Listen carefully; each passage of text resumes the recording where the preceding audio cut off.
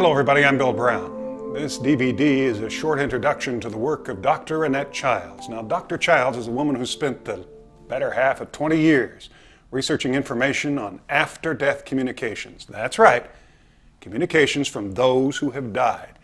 Now, I know most of us have been exposed to this sort of notion through many television shows that entertain us and they dazzle us with the concept of messages from the dead. But let's face it, those shows are really there to entertain us, not to really take us deeper towards the truth.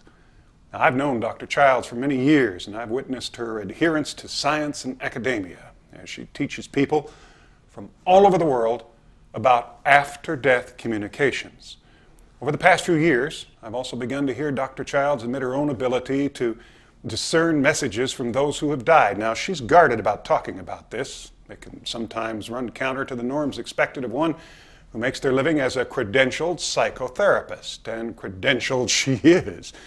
She earned 3 college degrees, including a PhD by the time she was 30, spent the bulk of her 20-year career at the bedside of the dying.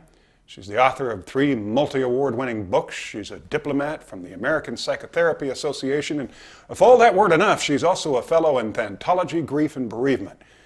Annette Childs is not lacking in credibility, yet the message that she shares is nothing less than incredible. Now, as a veteran broadcast journalist of more than 40 years, I've seen a lot. I think Dr. Childs is someone who really does have a message for all of us.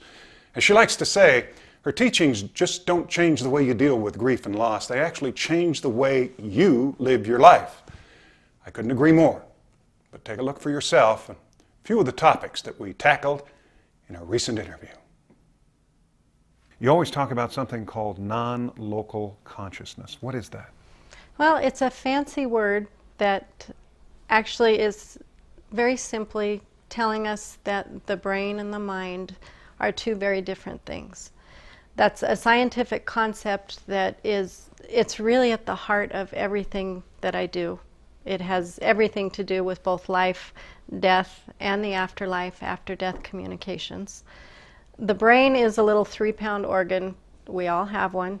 It sits in our skull. It's full of neurons and electrical activity, but it's like a transistor radio. The mind is something that exists around the brain, and science is coming to the understanding that the brain and the mind are not the same thing. Exactly what is after-death communication? An after-death communication is a subjective sense of having been in communication with a deceased loved one. Tell me your thoughts on mediumship and grieving. Many grieving people today will go to mediums for messages, and a lot of that, I think, comes from what they see in the media. There's a lot of television shows, there's a lot of afterlife type television, radio, talk show, you name it. I think most people know at this point what a medium is. So the grieving are seeking out those experiences which are beneficial, but a simple after-death communication is just a little tiny stepping stone. You call what you do clinical mediumship, and you strive to use these after-death communications in a way that promotes the growth process for your clients. Can you explain this? I make my mind like a dartboard, and I ask their deceased loved ones, send me a piece of information, and hopefully it's a bullseye. And sometimes it is an absolute bullseye. Sometimes it's on the outer edge of the dartboard. A lot of times the grieving want more than that message. Are they okay? What else do they have? Where are they? And I will try and help the grieving to understand, if I were to give you a sense of where they're at, that locks you into time and space with that. I worked with a family a while back, and they had been told by a medium that their teenage daughter was on her cell phone and very happy using her cell phone on the other side, and of course that made terrific sense to them. What teenager doesn't use a cell phone, though? The skeptic in me I struggle with things like that because I don't think you could miss by saying a teenager is using a cell phone. But like I said, the grieving, they have to have something. So the family was left with this sense of this teenager laying on her bed on the other side using her cell phone and happy as a clam. And I'm sure they left that mediumship reading, and that was a good thing because they felt connected. And there were other things that were told to her that were credible. So I'm not at all saying this wasn't a credible medium, but they left with this corporeal, tangible sense of their daughter on the other side, and it included a bedroom, a bed, and a cell phone. 3 months later, if I check in with that family, you know what their sense of their daughter's going to be? Bedroom, bed, cell phone. Because they don't have the ability to move out of that. So they will go back to a medium. That medium or another medium. Where is she now? What's she doing? Which can become a whole other issue. So building an interior sense of presence and a sense of place through education, through understanding non-local consciousness, quantum field theory, that's where it can become very helpful. Because I have no idea what the other side looks like. I have no idea what they're doing. I get darts of information. I know their personality goes on because I couldn't know that novel piece of information if they didn't send it to me. That's the drop into the still pond that we need to build from. It's work and it takes time, but it's worth the effort. There's a clear line, I think, between what you do and between what other people do. Talk about that. It's been really difficult for me as a professional and a clinician to become more open about this, in part because of how it can be perceived. I cherish my academic training. I love the fact that I am bound by a profession that I have ethics, I have constructs that I follow, I have research-based treatments that I use with people. That's like a blanket that I wrap around myself, and it makes me feel very secure in the work that I do.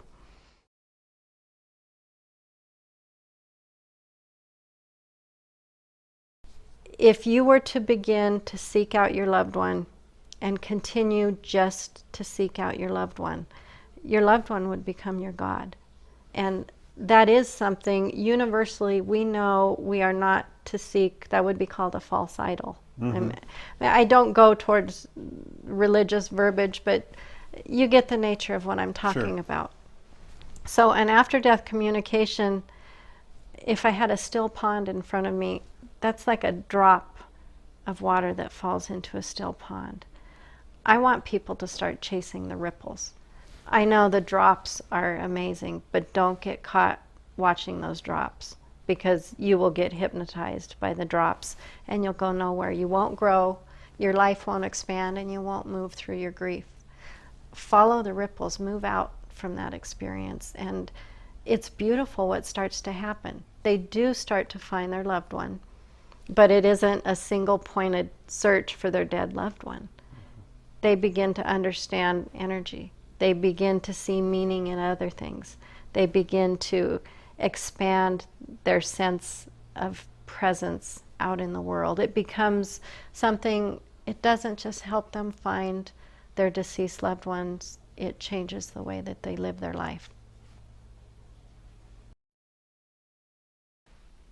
Do you really believe, I mean, deep down inside, do you believe that someone from the other side is communicating with you, whether it's this person or that person? You really, really buy into this? The short answer to that question is yes. I absolutely do, because of the preponderance of communications that have come through that I cannot explain in another way. But then there is the part of me that has followed those ripples out. And it gets quickly, that sense of the personal turns into the universal. And I'm very much a believer in quantum field theories. And I do believe there is a field that resonates, that contains everything. And at a very esoteric level, we're all one. And yes, it is your loved one, but it's everyone else's loved one as well. And when one of us heals, we all heal. And when one of us breaks, when I work with a mother who's lost her child, I too have lost my child. And they're, even saying that to you, there is such a universal sense inside of me that I just get to touch the truth every once in a while. If it's helpful to call it Margaret Borwatt, and I think it is Margaret Borwatt, but it's so much bigger than Margaret Borwatt. And when I'm working with Bob and he's looking for Jane, it is Jane, but it's so much more than Jane. And that's a place I hope to help other people expand to, because that's the light that will carry us through these lives that we have, which are not easy.